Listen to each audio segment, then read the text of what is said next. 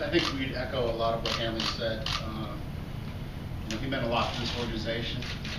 Premium talent, an uber talent in a lot of respects. And we were talking this morning about that Thanksgiving night in '05 when we traded for him and how difficult that trade was. And then he came out and showed everybody what he could do right off the bat as a very young guy, and improving in the big leagues in 2006. So, looking back on it, looking at the talent and what he's done for this organization, these are tough moves. Anibal Sanchez was a tough move. Omar Infante, you're talking about two really professional guys that are performing. These are tough trades, but when you underachieve at the level that this team has underachieved and has not won at the level that we expected it to, we've talked about a restructuring. This is part of it. And when we, in earnest, really started talking about this with Jeffrey, Hanley was part of this. That we said, you know what, maybe it's time for a fresh start for Hanley, and maybe it's time for a fresh start for the Marlins.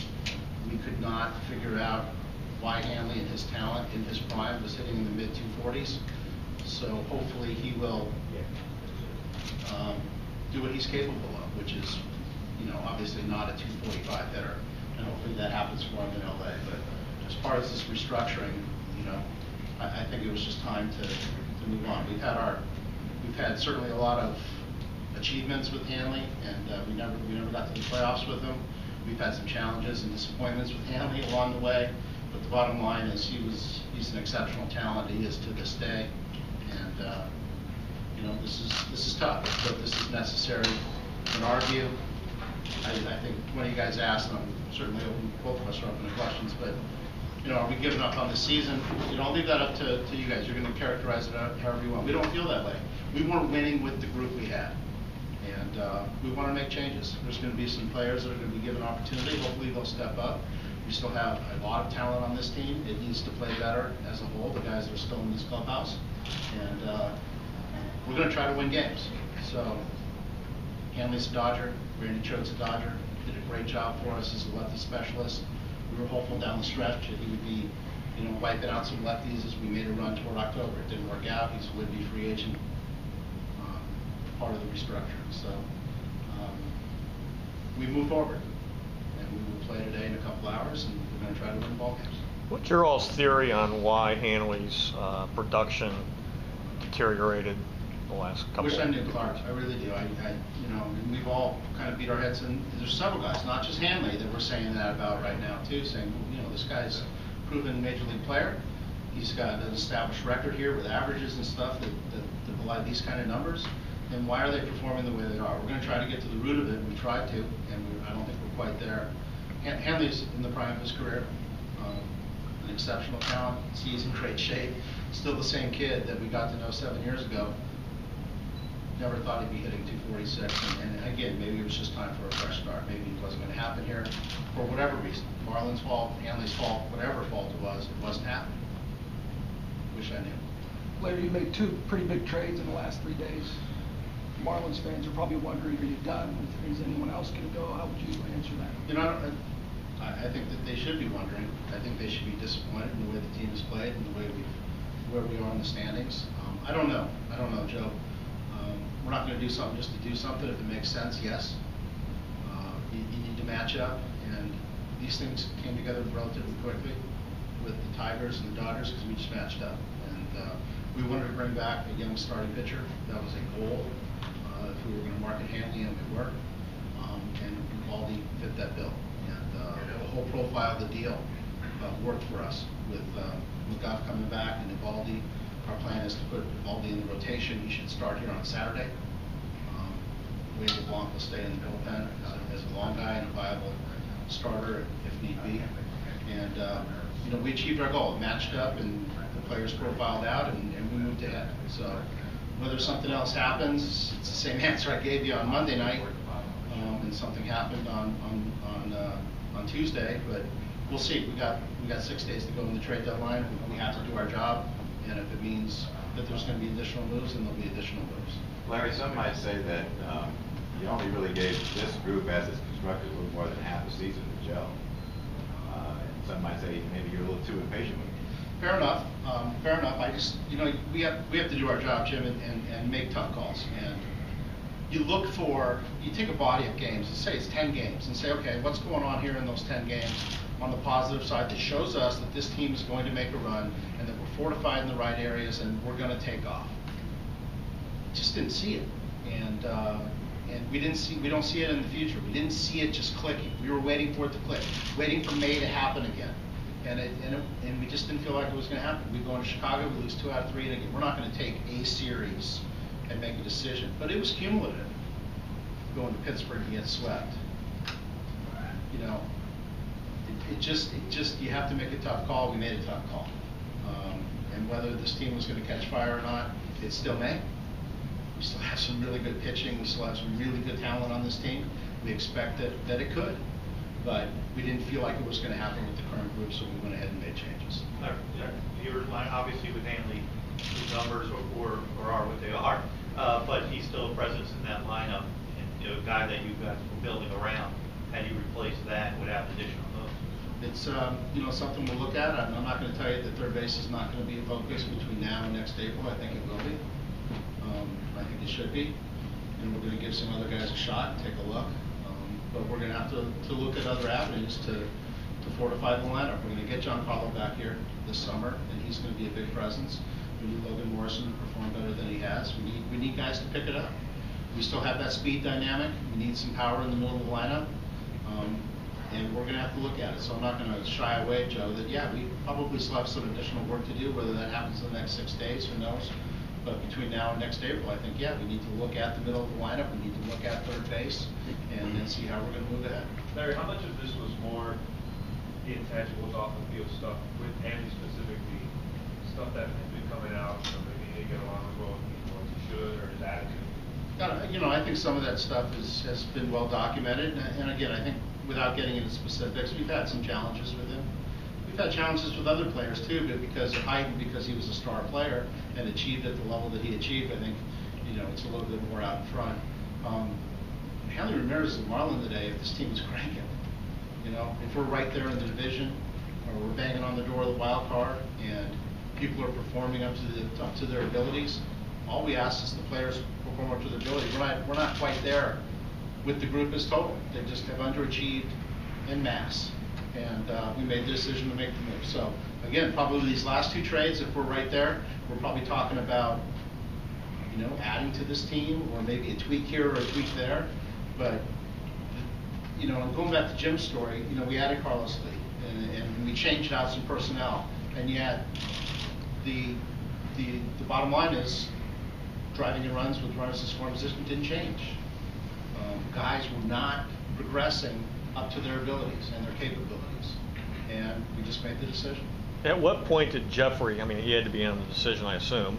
At what point did he say, okay, because I know he had been fond of Hanley in the past, at what point did he say, go for it? Jeffrey loves his players, there's no question. I think he definitely had a soft spot for Hanley. There's a lot of, we can talk about some of the challenges we have for Hanley. There's tremendous positives with Hanley. He's an intelligent guy, sweet guy.